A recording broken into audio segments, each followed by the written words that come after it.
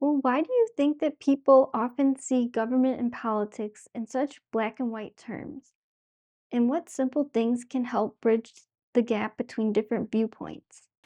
Yeah, it's also a really good question, and it's a difficult one in some ways, but many people tend to see issues totally in black and white, or totally one way, or totally the other, in large part because they get their cue from media and they get their cues from each political party. And it really is in the best interest of a political party to say, no, no, no, this is how the issue is, we have the solution, don't vote for the other party. And of course, the other party, Democrats, whether it's Democrat or Republican, will say, no, no, this is the issue, this is what's important, don't vote for them, vote for me. So there's very little motivation in our system to find some middle ground or compromise. And it's gotten worse over the years. In part, it's gotten worse because of something called redistricting. Redistricting is a legal method that each party uses. So without complicating it too much, essentially every 10 years at the state level of all our 50 states, whichever party has the most seats in the legislature at the state level gets to kind of draw the maps of their state, of how many districts, based on how many people in the state, how many districts their state has, and how the map of that district is. So strategically, they just try to put as many of their own people in a district as possible to keep that district safe. So what ends up happening is we see lots of people that get elected, especially nationally, that honestly they don't have to compromise. They don't have to really even think of the other side's position because they know that if they can just get elected, well over 95% re-election rate, they'll be re-elected. And in large part, it's because of the way we draw our congressional maps and many of our state maps. If you're in power at the time, you could almost lock that in. But I don't want to leave media off the hook. So a lot of our media, because the business model of media, they make lots of money by keeping people coming back and watching them and subscribing to them. It's not like the old days where ABC, CBS, NBC, pretty much that's it. Yeah, those choices. We have so many choices, so there's so much competition. So each network, whether it's cable, whether it's subscription, streaming, whatever platform they're on, they tend to want to feed the person exactly what they want to hear.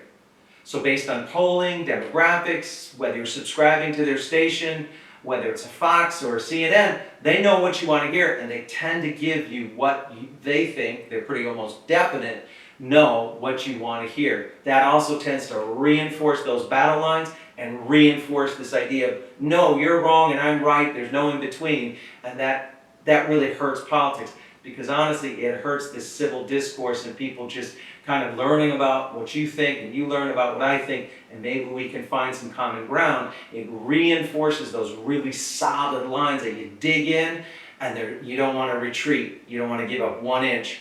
Tends not to help a national, civil, peaceful, and thoughtful dialogue. I love how you tied that in. The media does play a role. They're really trying to get their audience. They care more about just viewership.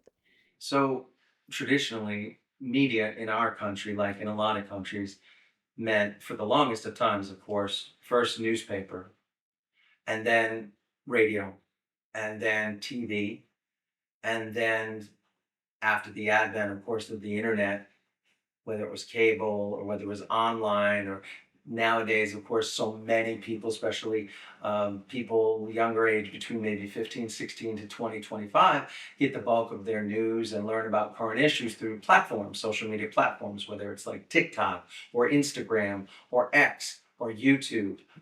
So there's a lot of information out there, but in a way it's also, I wouldn't say dangerous, but I would say it can be very confusing and it can be very misrepresentative of what's actually happening because so much of this information is given to people in just really quick little narratives, 5 seconds, 30 seconds, 15 seconds, fast visuals, special effects, music, boom, and then you're on to the next issue. And the truth is, a lot of our issues we face, whether it's drug problem, whether it's crime, whether it's our culture, whether it's relations, whether it's education, whether it's how we get along with each other, whether it's the border, whether it's our economy, whether it's our debt, whether it's our deficit, whatever the issue may be, even if it's wars in other countries that impact us, those can't necessarily be explained and summed up in a 5, 15 second narrative or quick hit on an Instagram, for example. So one of the challenges of today's media is how do they package it? Well, again, ever since the newspaper, radio, TV, media has to, just for time's sake, has to pick some angle.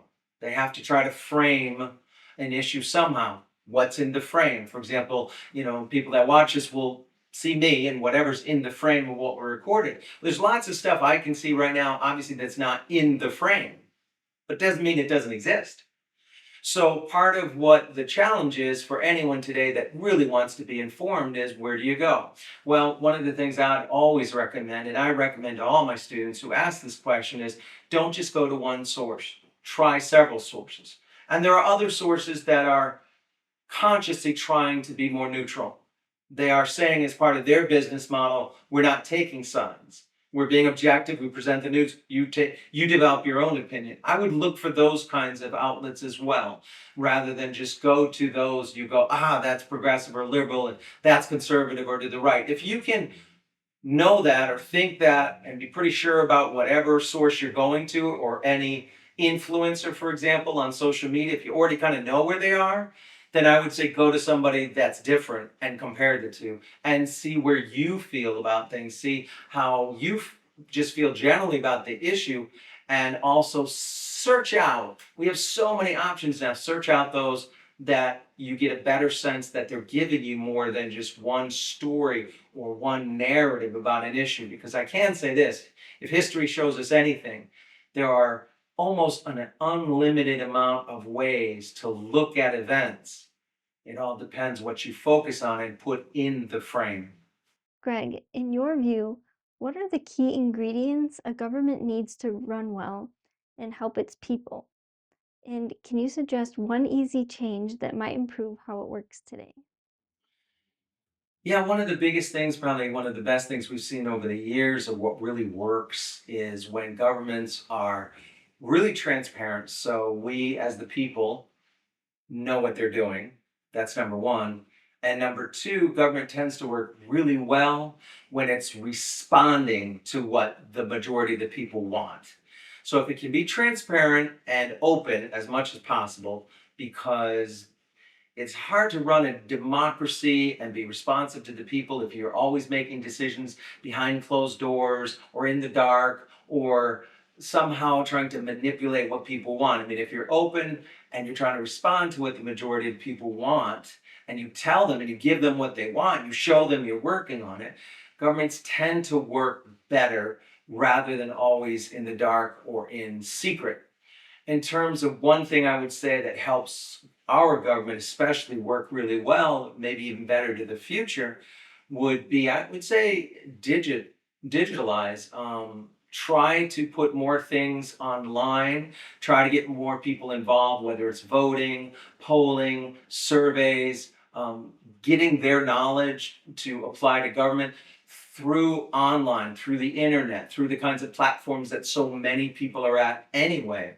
The old style of going down to your town hall or city hall, or going to some government office and trying to, in the Constitution, it's petition the government for redress of grievances. That's the language in our Constitution. Basically, it just means tell people when you're upset or complaining about something and you want something changed.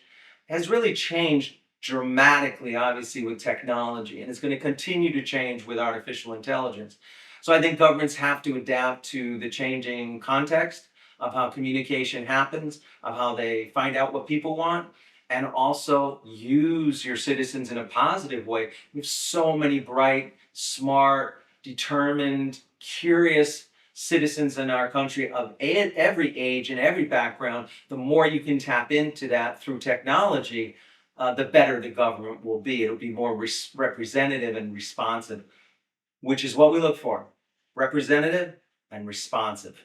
I would think that if the United States could be more um, together on ideas, that we could be stronger. And I think that's what everyone wants, but it's just complicated. We'll re-emphasize the points that you made, that to get to a place like that, what you've seen or research to know is that transparency is important, the ability for citizens to participate, and also to be informed. Well, Greg, if you could wave a magic wand and change one thing about how our government operates, what would it be and why? Yeah, there's probably more than one thing I'd like.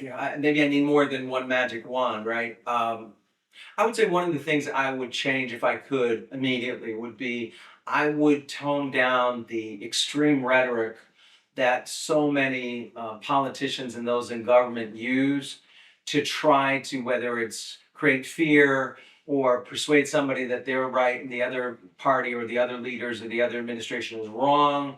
Whatever their motivation is, I would sort of wave that magic wand to try to get people down to just discuss issues more without using the extreme rhetoric, because there is a percentage of people in our society, just like every society, that tends to be more impressionable. They don't necessarily know a lot about history. They don't necessarily did the things we just talked about in the question before, which is try to arm yourself almost like, with a variety of foods to make your body better and give yourself lots of nutrition. They just maybe pick one and that's all they go to.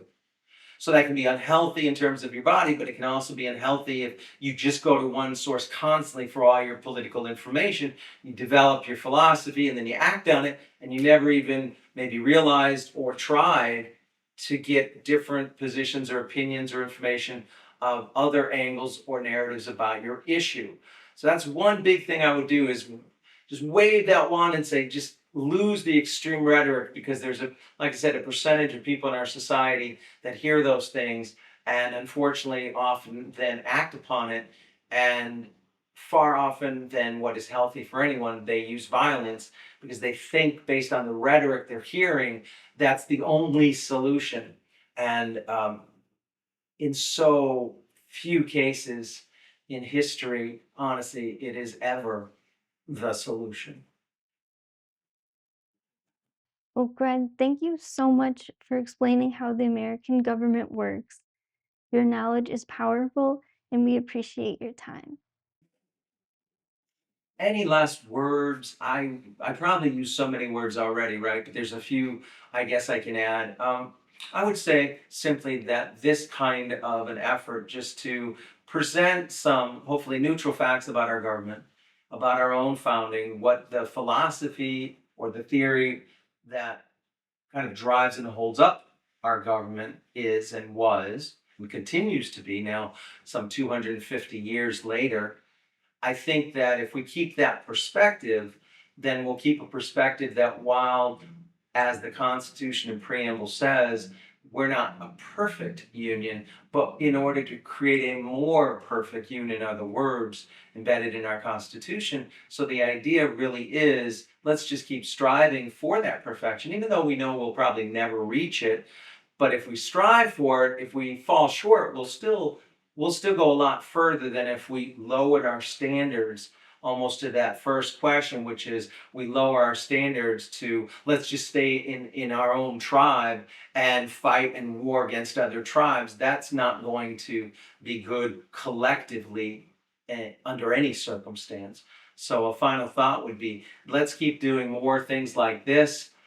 Enrich your body, your soul, and your mind with more programs that try to give you an objective view. And you, as you grow an adult, you form your own opinion, and then you can share those with others, and hopefully ultimately brings us all much closer to what hopefully unites us, which is things basic to every person, which is, again, the need to be protected, the need to be preserved, the need to connect with others, and the need to be able to pursue our own happiness and freedoms. Absolutely. And on that note, for the audience, if you have any questions for Greg, you can send me an email at hello@larryblairproductions.com, because Greg is happy to come back and answer any questions. Again, he has a PhD in politics, so he knows what he's talking about, and he's not going to sway you to go a certain way. He's just here to answer your questions. So Join us next time and have a great night.